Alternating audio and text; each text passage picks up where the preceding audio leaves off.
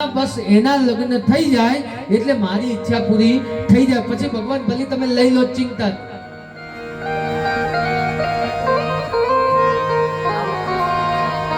ભગવાન એ ઈચ્છા પૂરી કરે.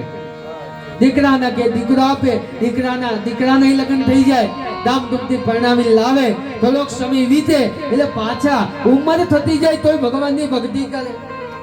હે પ્રભુ, હે મારા ઠાકર, હે બાપ, બસ હવે તો આ શરીરમાં હવે કોઈ મોહ રહ્યો નથી.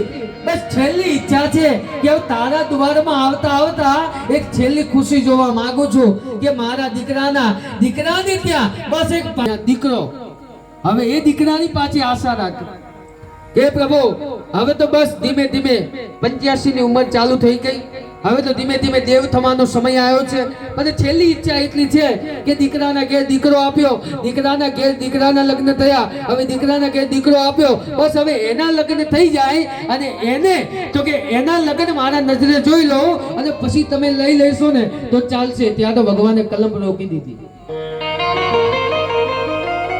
હે માં, બાપ તારી હજુ ઈચ્છા તો કેટલી હું પૂરી કરું. એટલે જીવનમાં કીધું ને બાપ કે બધાની ઈચ્છા પૂરી થાય, માની કોઈ દા ઈચ્છા પૂરી ના થાય. અને માની ભાવના જે બતાવી છે. આ બાજુ માં કૌશલ્ય હજુ ભગવાન નાના છે પણ છતાંય બાકી રેખા જોડાવી છે.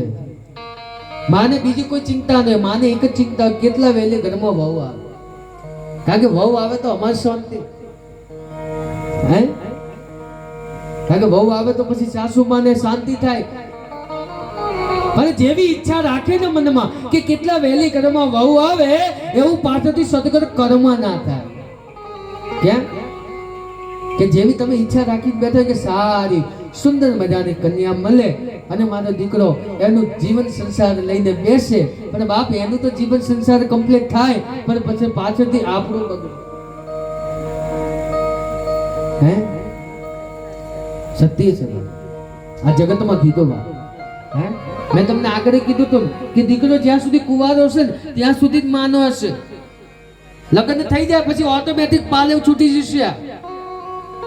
હા, જ્યાં સુધી કુંવારો છે ત્યાં સુધી માનો પાલેવ પકડીને ફરે.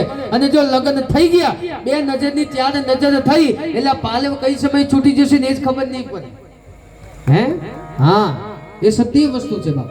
અને જીવનમાં છે. મારે તો આ કથા બધી એક જ બોધ આપવાની જરૂર છે કે બાપ જેવો માવતર અને બાપ જેવી રીતે જીવનમાં દુઃખ સુખ વેઠી અને તમને મોટા કરે એવી જ રીતે દીકરીઓને મેં તમને આગળ કીધું હતું કે દીકરીને તમે બીજું કશું કહો કે ના કહો પણ સંસ્કારની અંદર છેલ્લું એટલું કહીને મોકલજો કે જે ઘરની અંદર આ જગતમાં બતાવ્યું છે કે દીકરા દીકરીમાં તફાવત, કે દીકરી અને દીકરામાં તો કે દીકરો બીજાના દ્વારે જઈ અને દીપક ઓલવીને આવે પણ દીકરી તત્વ એવું કે બીજાની દ્વારે જઈ અને એમ કહેવામાં આવે કે દીપક પ્રગટાવી આવે. તો એવો ને એવો દીપક સદાયના માટે પ્રગટતો રહે.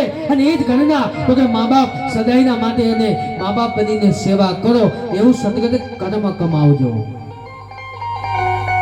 કારણ કે બહુ ભાવથી બહુ ઈચ્છાથી દીકરાના લગ્ન તો કરે બાપ, બહુ હરખથી લગ્ન કરીને લાવે, પછી બહુ મા બાપની સેવા ના કરે શું કામ?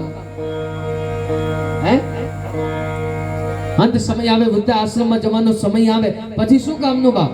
એ આટલા હરખથી દીકરાને પરણાયો અને લગ્ન કર્યા, લાખો રૂપિયા વાપર્યા, એ શું કામના બાપ? એ નરક બનેલું ઘર સરગ બનાવી દે છે. અને જો એવું પાત્ર કઈ કે ઘરમાં આવે ને તો સરગ બનેલું ઘર નરક બની જાય.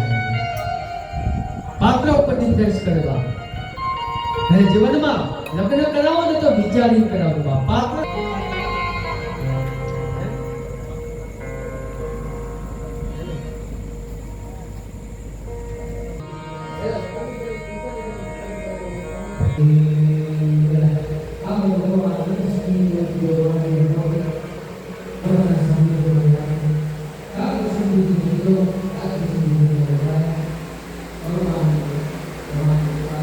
સમયે એ જ શીઘ્રતા પ્રમાણ તો વિશ્વામિત્રજી પોતે કોઈ